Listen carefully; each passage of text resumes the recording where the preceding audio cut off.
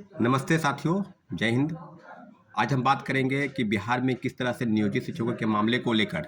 जो एनडीए सरकार है, वर्तमान में बीजेपी और जेडीयू यानी जनता दल यूनाइटेड की सरकार है, माननीय मुख्यमंत्री श्री नीतीश कुमार जी हैं। तो आज हम इसी विषय पर बात करेंगे, क्या नियोजित शिक्षकों के साथ न्याय होगा या सरकार जो पहले से दावा कर रही है कि इसको राज्यकर्मी दर्ज का जो दर्जा है वो देना है और बिना शर्त देना है। तो सारे मामलों पर 3,50,000 से ज़्यादा नियोजित शिक्षक और कोई शिक्षकों के साथ जो समस्या हो रही है, आपको याद होगा इसके पहले लगभग नवंबर महीने में भी एक नोटिस आया था कि सक्षमता परीक्षाएं जो होगी वो आयोजित होगी।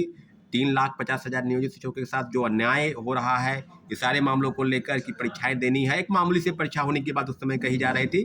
कि अगर आपको राज्यकर्मी का दर्जा लेना है तो आपको दो तरह के प्रोसेस होंगे, एक सक्षमता परीक्षा होगी और दूसरी बीपीएससी से जो परीक्षा हो रही है शिक्षक बहाली की, उसमें आप पास करते हैं तो आपको राज्यकर्मी का दर्जा मिलेगा। तो सारे मामलों पर आपको अपडेट दे दें कि आज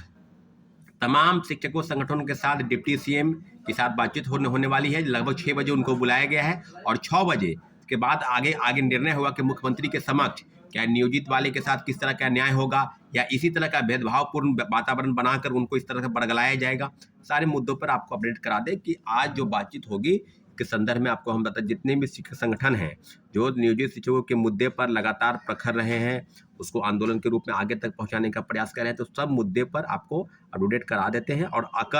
कल हम लोग बसंत पंचमी के अवसर पर भी गए थे, सम्राट चौधरी से मुलाकात हुई, हम थे, शिक्षाविद गुरु एम रहमान और कई शिक्षक अभ्यर्थी साथ में थे। कई मामलों को लेकर 10 सूत्री मांग थी, उसमें नियोजित शिक्षकों की संख्या पर बात हुई कि इनको राज्यकर्मी का दर्जा देना है, परंतु एक चिट्ठी ने सारे चीज़ों पर जो चिट्ठी निकला है बीपीएससी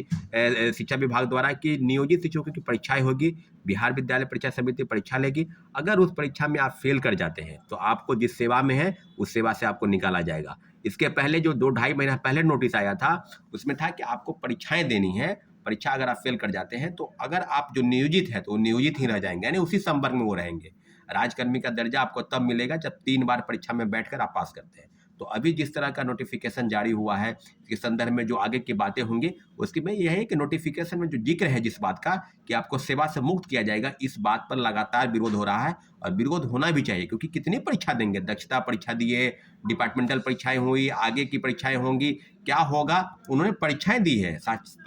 दक्षता परीक्षा दी, फिर पात्रता परीक्षा दी और तब सेवा में आपके नोटिफिकेशन के अनुसार ही सारी परीक्षाओं को पास करने के बाद वो शिक्षक बने हैं। और कोई व्यक्ति 57 साल, कोई 58 साल, 59 साल, 60 साल के होने वाले हैं और उनको ही कहा जाए कि आप ऑनलाइन परीक्षा दीजिए, ऑनलाइन परीक्षा में पास करेंगे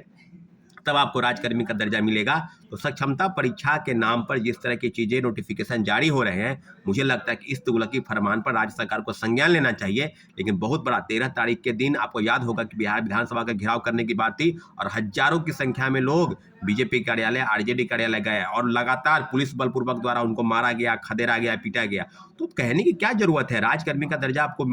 लेना है, राज्यकर्मी का दर्जा आपको चाहिए, इस तरह की चीज़ों पर अगर सरकार संज्ञान नहीं लेती तो मुझे लगता है कि सरकार को संज्ञान लेना चाहिए। जिस तरह के वक्तव्य हम लोग भी कल मिलने गए थे 10 सूत्री मांग को लेकर, उसमें एक मांग थी नियोजित को राज्यकर्मी का दर्जा देना है, दूसरी तरफ मांग थी कि बीपीएससी द्वारा जो परीक्षाएं आयोजित हो रही है, शिक्षक बहाली, सीएटी अपियरिंग, डीएलएड अपियरिंग और कई बीएड वाले का सेशन लेट चल रहा है, उनकी अपियरिंग के बात को लेकर थी मामले, उस पर लिए जो फॉर्म अप्लाई हो रहा है उनको मौका नहीं मिल रहा है। तो सारी चीज़ों पर अपडेट करना है, लेकिन नियोजित वाले को राज्यकर्मी का दर्जा के साथ साथ बीपीएससी सिविल सेवा में उम्र बढ़ाने को लेकर भी बातचीत हुई है कि 37 वर्ष से बढ़कर 40 वर्ष किया जाएगा, क्योंकि देश के तमाम राज्यों ने अपनी सिविल सेवा की उम्र में बढ़ोतरी की है। तो नियोजित वाले के साथ जो अन्याय भूतपूर्ण वातावरण है उसको ठीक करने के लिए आज बैठक होगी और बैठक पर पूरे 3,50,000 नियोजित शिक्षकों की निगाहें हैं कि सरकार क्या आगे निर्णय लेगी, या निर्णय लेगी उनके पक्ष में, या इसी तरह के तो उनको बरगलाया जाएगा, उनके खिलाफ काम होगा। मुझे लगता है कि सरकार के समक्ष उम्मीदें जो हैं वो आनी चाहिए और हम लोग भी उम्मीद बना के रखे हैं कि आज कुछ ना कुछ फैसला आगे